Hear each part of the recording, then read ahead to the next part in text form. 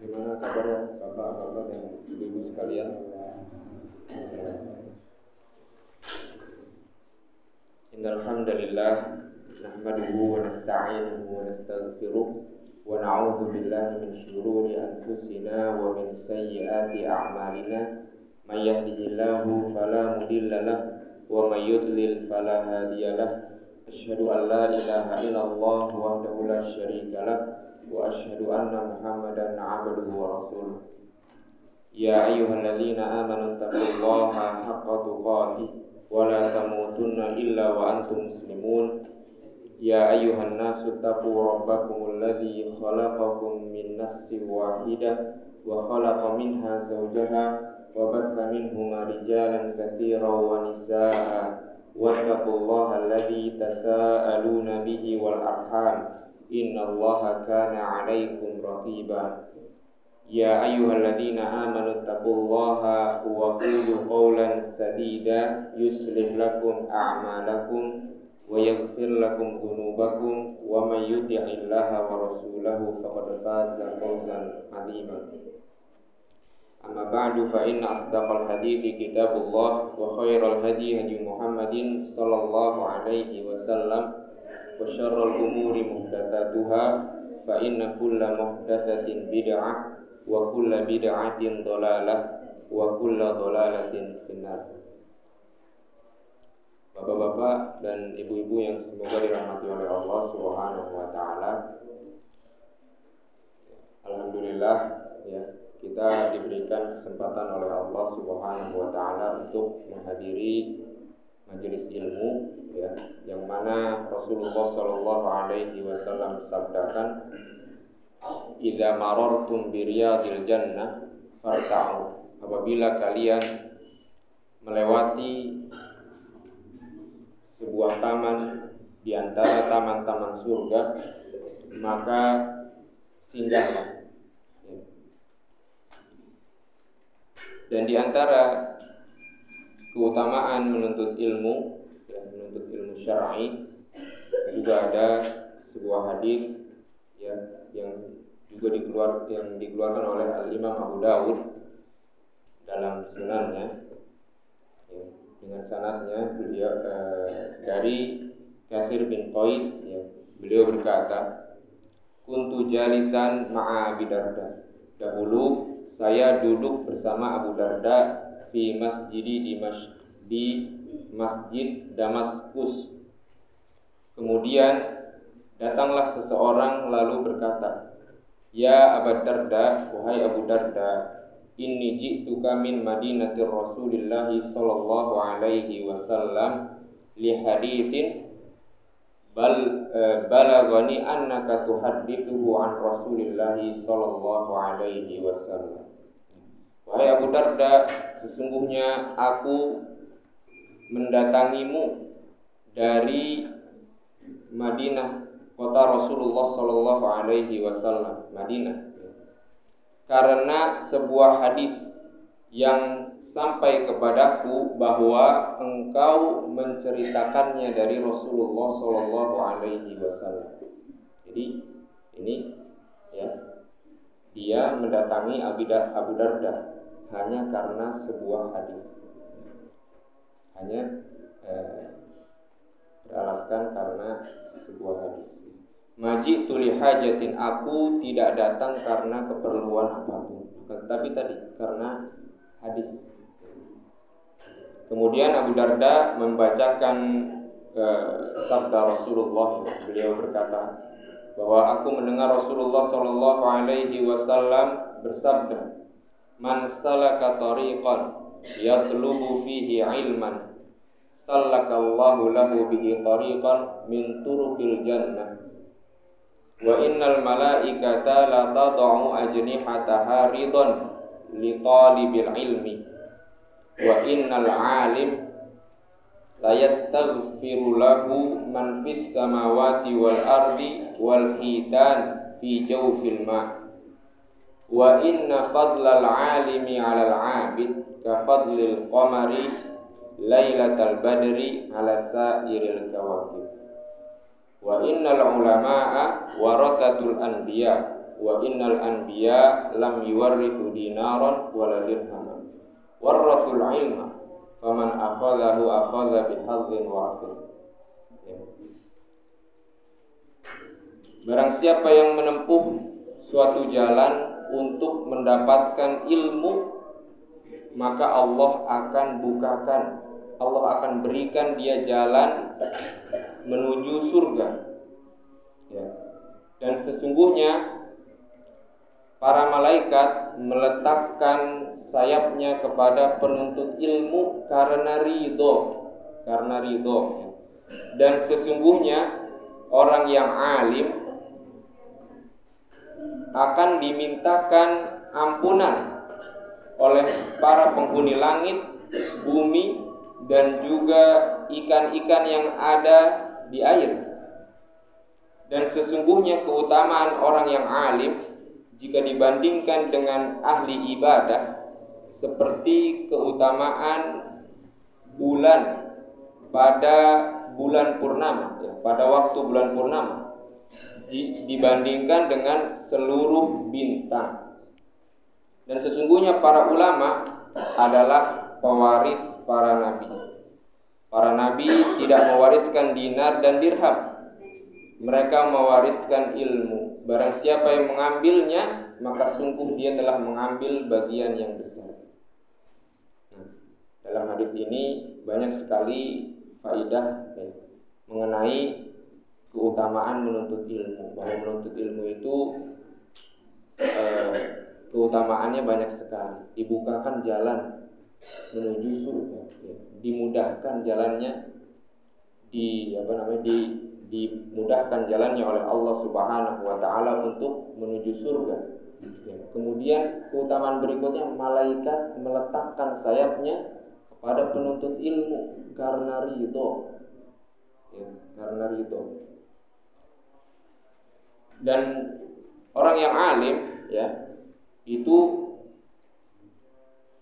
penduduk langit, bumi, dan bahkan ikan-ikan itu memohonkan ampun kepada orang alim tersebut. Kenapa? Karena orang alim, itu mereka berusaha untuk memberikan kebaikan kepada manusia, kebaikan kepada hewan, kebaikan kepada tanaman, kebaikan kepada lingkungan. Sehingga penduduk langit, penduduk bumi, dan juga bahkan ikan-ikan itu memohonkan ampun. Karena mungkin mereka merasakan manfaatnya seperti itu. Kemudian juga menjelaskan bahwa orang yang alim itu lebih utama jika dibandingkan dengan ahli ibadah. Sebagaimana bulan purnama. Yang namanya ketika bulan purnama ada, maka bintang-bintang itu tidak terlihat.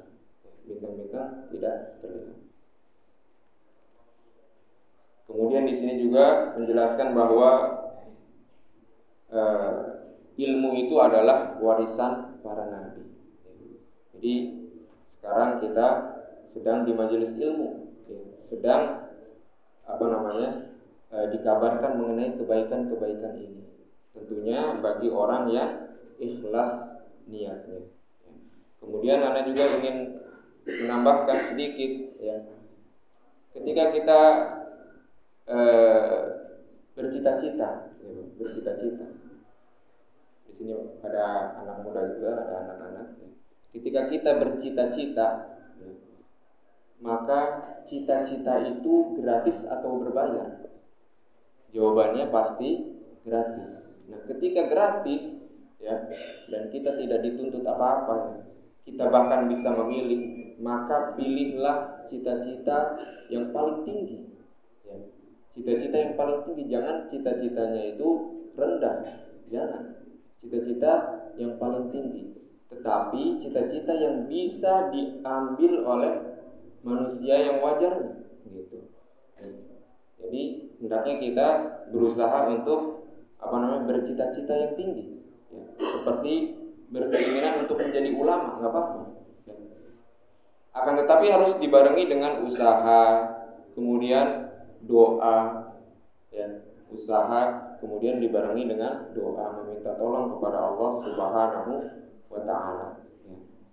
Kita harus memiliki cita-cita yang tinggi. Nah, berangkat dari hadis ini, ya, mengenai menuntut ilmu, ya, maka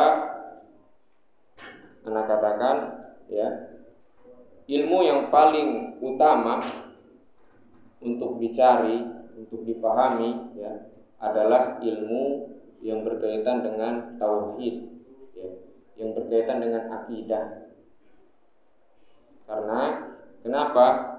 Karena di antara faidah atau manfaat atau pentingnya tauhid, ya, yang pertama yaitu tauhid huwas sababur ra'is lidukhulil jannah. Dia adalah sebab utama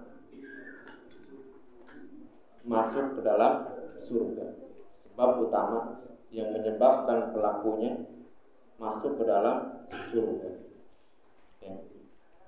Sebagaimana sabda Rasulullah sallallahu alaihi wasallam yang hadis ini muttafaqun alaihi, ya.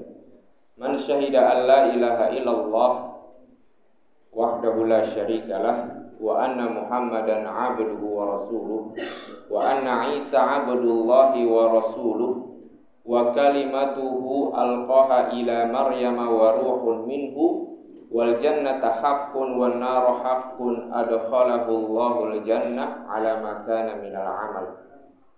Barang siapa yang bersaksi bahwa tidak ada sesembahan yang berhak diibadahi dengan benar kecuali Allah semata, tidak ada sekutu baginya, dan bersaksi bahwa Muhammad adalah hamba Allah dan Rasulnya, dan bahwa Isa adalah hamba Allah dan Rasulnya, dan kalimatnya, kalimat Allah yang Allah berikan kepada Maryam, yaitu kalimat kun, ya, kalimat kun, ya, dan ruh dari Allah, ya, dan juga bersaksi bahwa surga adalah benar adanya, neraka benar adanya, maka Allah Subhanahu wa Ta'ala akan memasukkannya ke dalam surga, ya, sesuai dengan yang adanya padanya amal. Nah, berangkat dari hadis ini, ya, bahwa tidak mungkin seseorang masuk ke dalam surga sampai dia membawa aslut tauhid. Seseorang tidak mungkin masuk ke dalam surga sampai dia membawa aslut tauhid. Yaitu apa aslut tauhid? Mengucapkan dua kalimat syahadat. Seseorang tidak mungkin masuk ke dalam surga kecuali dengan membawa aslut tauhid.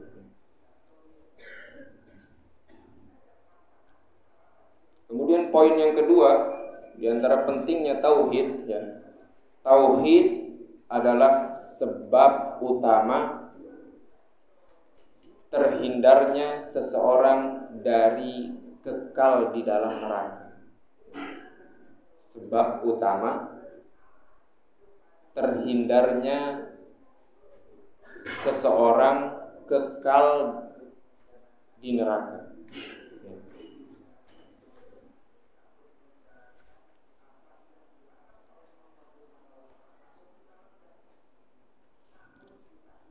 Sebagaimana sabda Rasulullah sallallahu alaihi wasallam, fa innallaha harrama 'alan nari man qala la ilaha illallah yabtaghi bidzalika wajha Allah. Hadisnya muttafaqun alaih. Sesungguhnya Allah mengharamkan atas neraka orang yang mengucapkan la ilaha illallah, tidak ada sesembahan yang berhak diibadahi dengan benar kecuali Allah, ya. Dia mengucapkannya ya betagi bidzalika wajh Allah, mengharapkan wajah Allah. Jadi orang yang mengucapkan kalimat la ilaha illallah ya, mengharapkan wajah Allah dengan ikhlas, ya, maka dia terhindar dari api neraka. Dia tidak kekal di dalam neraka.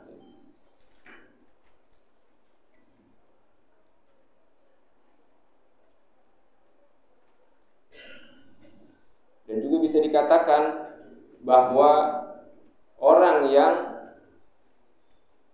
membawa aslut tauhid, itu mengucapkan dua kalimat syahadat, dia tidak mungkin kekal di dalam api neraka. Meskipun dia mengerjakan dosa yang begitu banyak, selama dosa tersebut bukan dosa syirikan, bukan meninggal dalam keadaan syirik.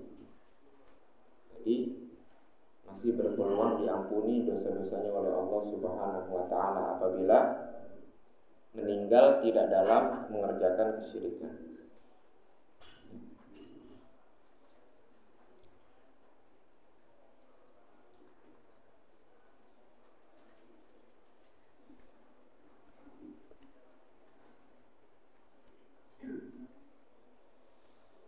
Kemudian di antara pentingnya tauhid juga, tauhid adalah sebab datangnya keamanan dan hidayah. Sebab datangnya keamanan dan hidayah. Alladzina amanu wa lam yalbisu imanahum bidzulmin ulaika lahumul amnu wa hum muhtadun. Orang-orang yang beriman dan tidak mencampurkan keimanan mereka dengan kezaliman. Kezaliman di sini maksudnya adalah kesyirikan. Ya. Maka bagi mereka keamanan dan mereka mendapatkan hidayah.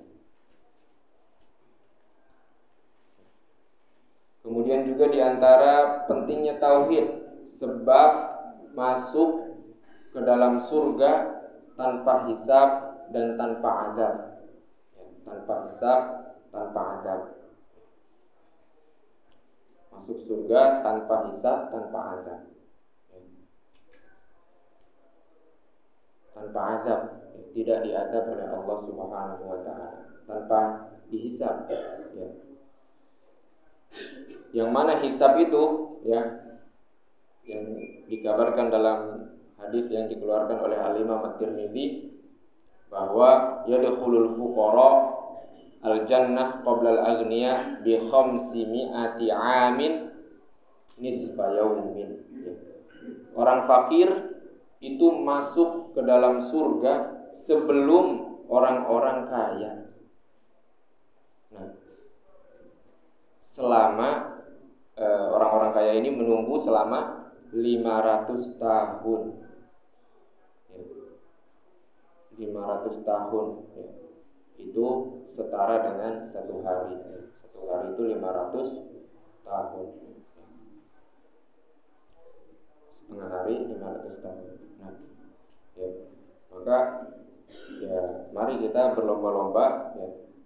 Tentunya orang yang bisa masuk surga tanpa hisab dan tanpa azab adalah mereka yang mempraktekkan tauhidnya, merealisasikan tauhidnya dalam kehidupan sehari-hari. Yang dijelaskan dalam hadis, la yastarqun wa la yaktawun wa la yatatayyarun wa ala rabbihim yatawakkalun. La yastarqun, tidak minta ruqyah, wa la yaktawun, tidak minta dikai, wa la yatatayyarun, tidak tatayyur, tidak beranggapan sial, wa ala rabbihim yatawakkalun, dan kepada Tuhan mereka bertawakal. Tidak beranggapan sial seperti angka 13, angka sial. Nah, itu ya. Nanti kalau misalkan punya anak, ya, punya anak nomor 13, apa anak nomor 13 itu dibilang anak sial? Kan enggak. Ya, pasti enggak mau, dia sendiri anaknya dibilang anak sial, enggak mau. Ya. Pada hakikatnya dia juga bakalan mengingkari. Apa ntar dilengkap urutannya 12 langsung 14, nggak ada anak ke-13 gitu, ya. Jadi nggak boleh kita tatoyur. ke-13, angka berapa lagi Pak? Angka 4 ya kalau nggak salah. Makanya di gedung-gedung angka 13 itu nggak ada 13 tatoyur. Ada bentuk-bentuk tatoyur. Kalau dulu ya dengan burung ya. Kalau dulu dengan burung. Kalau sekarang juga mungkin masih ada juga di kampung-kampung itu dengan burung. Kalau ada burung gagak gitu ya, itu bertakut biasanya. Ya, beranggapan nanti ada sial, ada yang meninggal. Tahu saya seperti itu. Atau juga saya pernah dengar juga kalau rumah yang modelnya tusuk sate. Nah itu katanya juga diyakini nanti bisa terjadi yang buruk-buruk pada rumah tersebut. Intinya saya tinggal di posisi yang seperti itu, alhamdulillah aman-aman saja. Ya. Jadi jangan kita itu beranggapan sial. Ya. Jangan kita beranggapan sial. Ya. Di antara manfaat tauhid juga sebab diampunkannya dosa. Ya. Sebagaimana dalam hadis qudsi, "Lau ataitani," kata Allah Subhanahu wa taala, "Lau ataitani bi qurabil ardi khotoya, tsumma laqitani la tusyriku bi syai'a, la ataituka bi qurabiha maghfirah."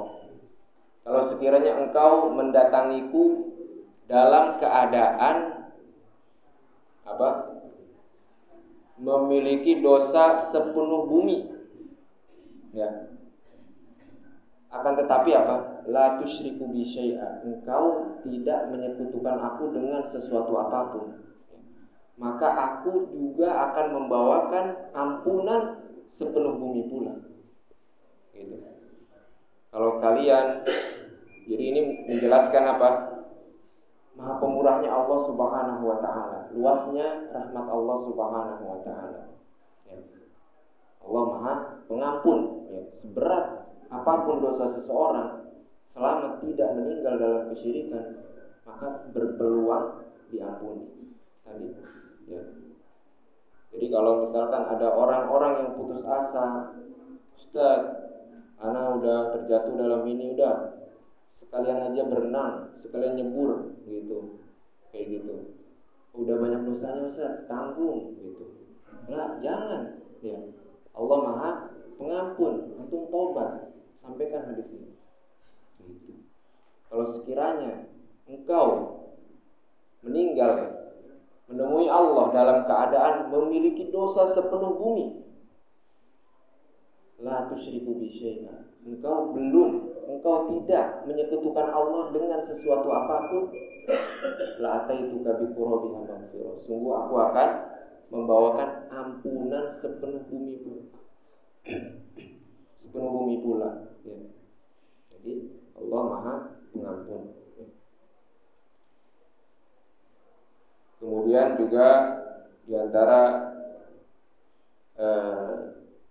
pentingnya tauhid, ya, bahwa dengan tauhid maka amalan kita sah, amalan-amalan kita, amal soleh kita diterima oleh Allah Subhanahu wa taala. Ya. Amal soleh kita yang kita kerjakan siang dan malam diterima oleh Allah Subhanahu wa taala. Ya. Jadi kalau ada orang kafir itu rajin sedekah, tiap hari dia sedekah, sosialnya Masya Allah, ya, bergaulnya Masya Allah, bangun sana bangun sini, mungkin ada yang bangun masjid atau apa gitu kan, bantu kaum muslimin. Tapi selama dia belum mentauhidkan Allah, tidak diterima amalannya. Ya. Wa may yabtaghi ghairal islami dinan fala yuqbala minhu wa huwa fil akhirati minal khasirin. Barang siapa yang mencari agama selain Islam, maka tidak akan diterima, amalannya tidak akan diterima, dan di akhirat kelak dia termasuk orang yang merugi. Jadi orang kafir itu tidak dianggap amalannya, amal solehnya tidak dianggap.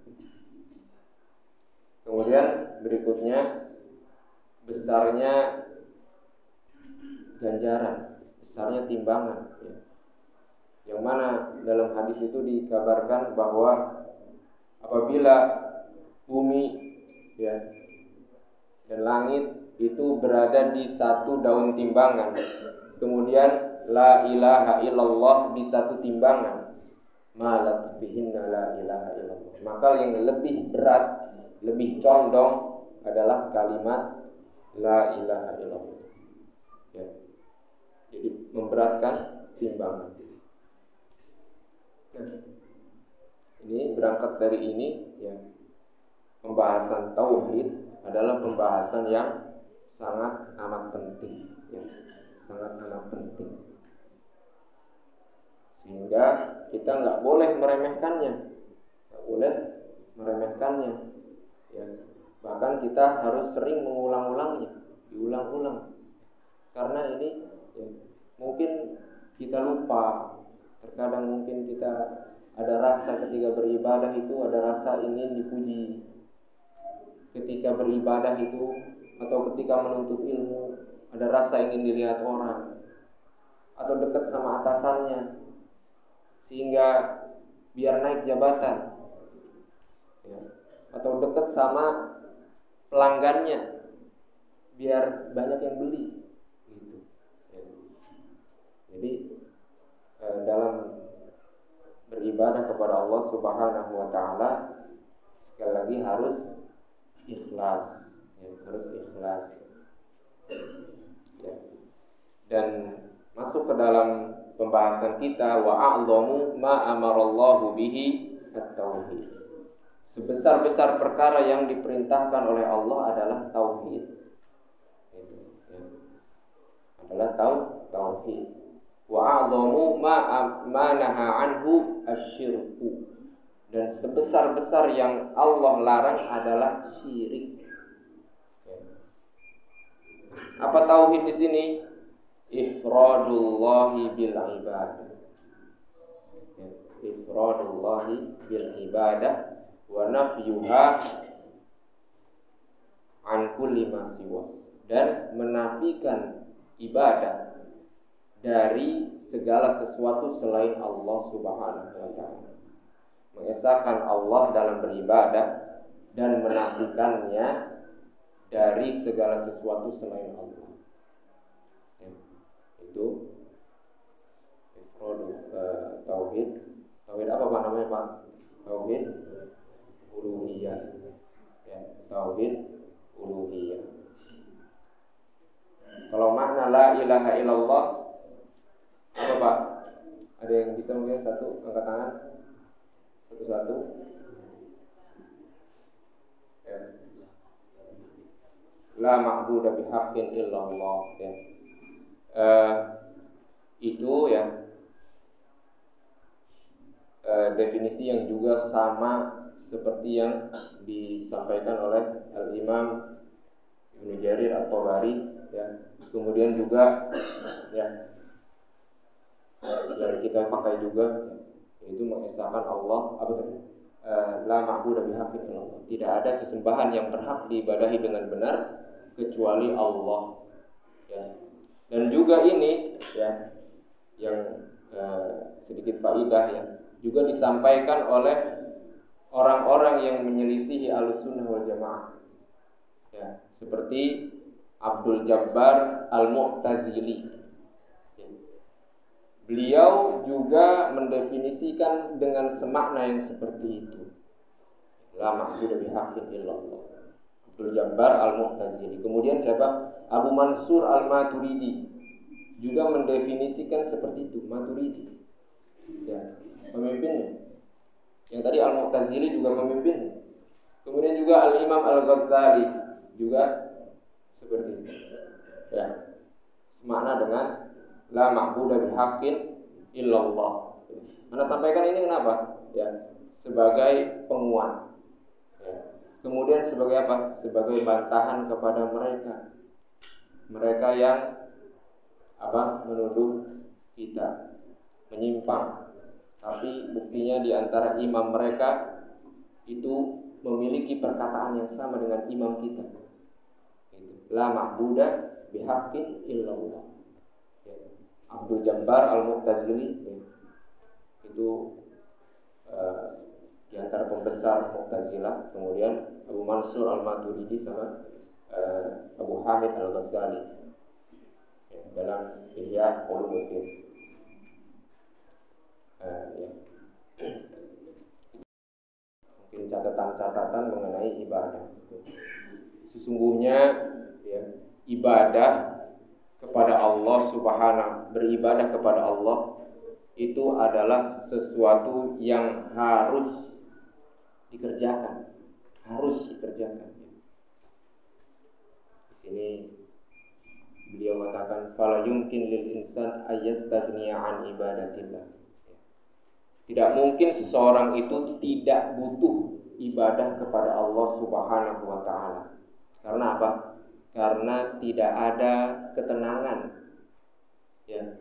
Tidak ada kehidupan yang baik kecuali dengan beribadah kepada Allah Subhanahu wa taala. Tidak ada. Ala bi dzikrillah tatmainnul qulub. Ketahuilah dengan berzikir kepada Allah hati menjadi tenang. Ya. Kemudian di antara sabda Rasulullah, wa ju'ilat qurratu 'aini fi shalah. Dijadikan penyejuk pandanganku itu ketika salat. Ya.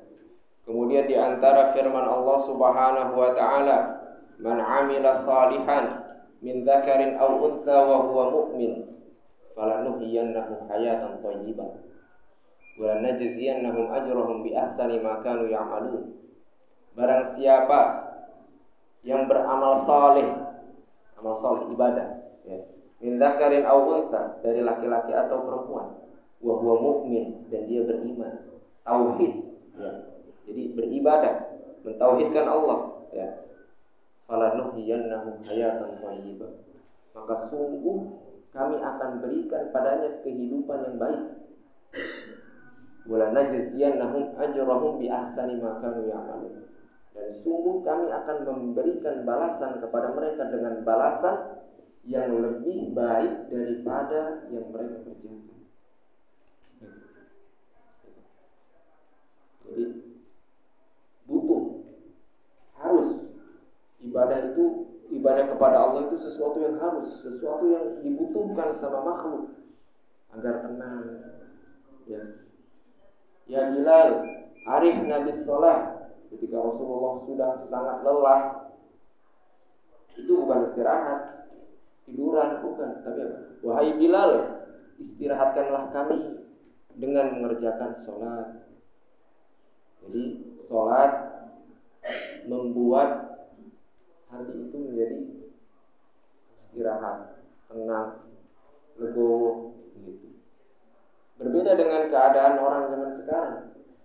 Arihna minas sholat, istirahatkanlah kami dari sholat.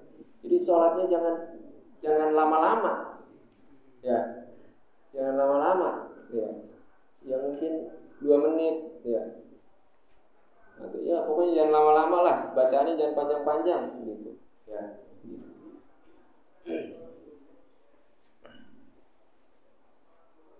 Jadi berbeda keadaan Rasulullah SAW dengan keadaan kita sekarang ini. Ya. Kemudian di antara catatan yang penting juga ya, bahwa ibadah kepada Allah adalah tujuan secara zatnya, dan itu adalah hikmah yang pertama. Tujuan dan hikmah yang pertama pasti ada hikmah. Wa ma khalaqtul jinna wal insa illa liya'budun. Tidaklah diciptakan jin dan manusia melainkan agar mereka beribadah kepada Aku. Ya. Beribadah kepada Allah Subhanahu wa taala saja. Ya. Seluruh makhluk semuanya sama di hadapan Allah Subhanahu wa taala. Ya. Tidak ada yang kaya, tidak ada yang miskin, tidak dibeda-bedakan, sama semuanya harus beribadah semuanya kepada Allah. Tidak ada bos, tidak ada anak buah, semuanya sama, harus semuanya beribadah kepada Allah. Semuanya harus sujud kepada Allah Subhanahu wa taala. Ya, tidak dibedakan profesinya. semuanya sama. Ya. Kemudian yang ketiga, tidak ada kesempurnaan bagi seorang makhluk kecuali dengan beribadah kepada Allah Subhanahu wa taala. Jadi makhluk itu tidak akan atau tidak sampai tidak tinggi derajatnya kecuali dengan beribadah kepada Allah Subhanahu wa taala. Dikatakan oleh Syekhul Islam, wa kullama izdada al-'abdu tahqiqan lil 'ubudiyyah izdada kamaluhu wa 'allat darajatuhu. Setiap kali seorang hamba itu merealisasikan ibadah kepada Allah, maka ia akan semakin sempurna, ya, dan semakin tinggi derajatnya. Semakin tinggi derajatnya. Makanya kalau dilihat malaikat, Pak, ibadah terus, tidak pernah lelah, ibadah terus. Kelebihan malaikat. Nah, kita berusaha semaksimal mungkin untuk terus-menerus beribadah kepada Allah Subhanahu wa taala. Semakin kita sering beribadah, maka derajat kita pasti akan semakin tinggi di sisi Allah Subhanahu wa taala. Kemudian yang keempat, ibadah itu adalah sesuatu yang tidak akan terlepas dari manusia. Jadi manusia itu pasti ibadah. Pasti ibadah. Manusia itu pasti ibadah. Tidak akan ada yang tidak ibadah. Makanya di sini beliau Syekh Sultan mengatakan, fa kullu man istakbaru an ibadatillah fa innahu saya'budu ghairah. Setiap orang yang tidak mau beribadah kepada Allah, maka pasti dia akan menyembah selain Allah. Ya pasti, pokoknya seorang itu pasti beribadah. Ya. Kalau dia nggak beribadah kepada Allah, berarti pasti dia beribadah kepada selain Allah. Gitu. Ya, jadi ya paling mentok paling menyembah hawa nafsunya. Ya. Menyembah hawa nafsunya. Ala kulli hal seperti itu. Ya. Kita harus beribadah kepada Allah Subhanahu wa taala. Kemudian poin berikutnya, bahwa ibadah kepada Allah Subhanahu wa taala itu derajatnya berbeda-beda. Derajatnya, setiap ibadah yang kita kerjakan itu derajatnya berbeda-beda. Dan setiap orang dalam beribadahannya kepada Allah tidaklah berada dalam derajat yang sama. Dan kita nggak tahu kita di derajat yang mana ini, Pak. Ya. Makanya tidak boleh loyo, tidak boleh bosan dalam beribadah, gitu. Ya. Harus terus rajin, gitu. Ihris ala ma yanfa'uk. Semangatlah terhadap yang bermanfaat bagimu. Wala tahjas, dan jangan kamu lemah. Ya. Ihris ala ma yanfa'uk wasta'in billah, dan minta tolong kepada Allah Subhanahu wa taala. Ya. Minta tolong kepada Allah Subhanahu wa taala. Jadi kita nggak tahu nih Pak derajat kita. Tadi sholat subuh kita nggak tahu nih, apakah dapat 27 derajat, atau mungkin setengahnya, atau mungkin seperempat, atau mungkin 1/10, atau mungkin 0, gitu. Atau mungkin dapat dosa. Ya, itu Allah Subhanahu wa taala yang tahu. Nah, kita tinggal introspeksi diri, perbaiki diri, dan terus menerus belajar untuk perbaikan kita ke depan. Karena setiap kita juga nggak tahu setiap ibadah kita apakah kita diterima atau kita nggak ada yang tahu. Nggak ada yang tahu. itu mencakup di seluruh kehidupan kita. Di seluruh kehidupan kita. Jadi ibadah itu tidak hanya sebatas yang dikerjakan di masjid saja. Di luar masjid juga ada ibadah. Di rumah ada ibadah. Yang harus kita perhatikan, ya. Terkadang amalan yang sifatnya mubah bisa bernilai ibadah apabila kita niatkan sebagai wasilah, ya, wasilah untuk membantu kita mengerjakan amalan ibadah, ya.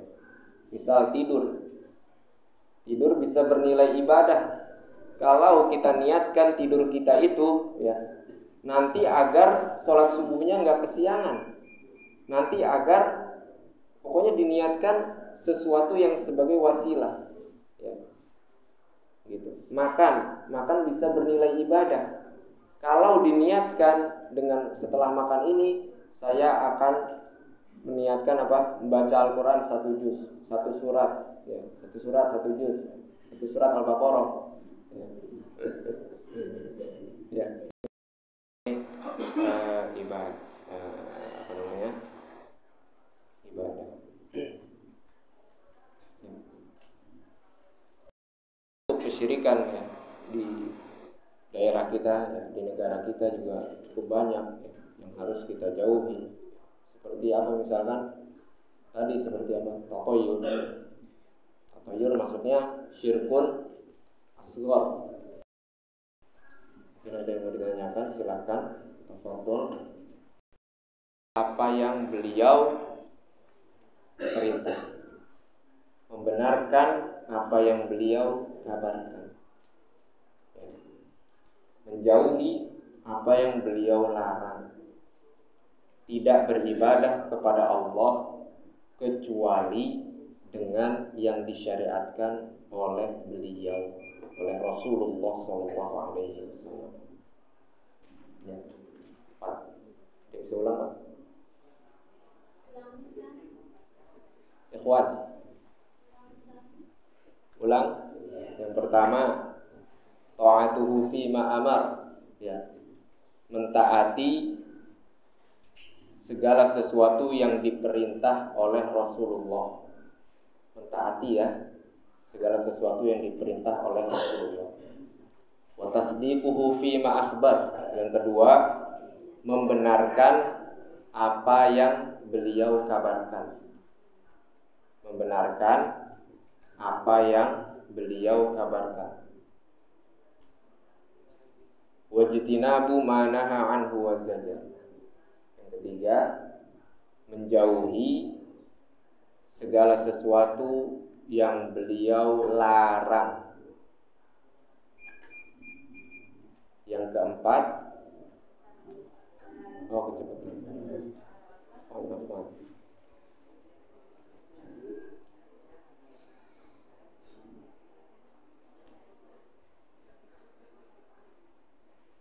Satu sudah, kedua, ketiga, yang keempat, wa alla yu'badallahu illa bima syara'. Tidak beribadah kepada Allah, ya, kecuali dengan yang kecuali dengan yang Rasulullah syariatkan. Tidak beribadah kepada Allah kecuali dengan yang Rasulullah syariatkan. Jadi beribadahnya harus sesuai dengan sunnah, ya. Segala sesuatu yang beliau perintah wajib bagi kita untuk sami'na wa ata'na, ya. Yang beliau larang juga sami'na wa ata'na. Yang beliau kabarkan, ya, berupa perkara-perkara gaib, ya, yang belum terjadi, maka kita juga terima, taslim, terima. Yang beliau ajarkan kepada kita berupa ibadah, kerjakan. Itu makna dari syahadat Muhammad Rasulullah. bihamdika asyhadu an la ilaha illa anta astaghfiruka wa atubu ilaik. Assalamualaikum warahmatullahi wabarakatuh.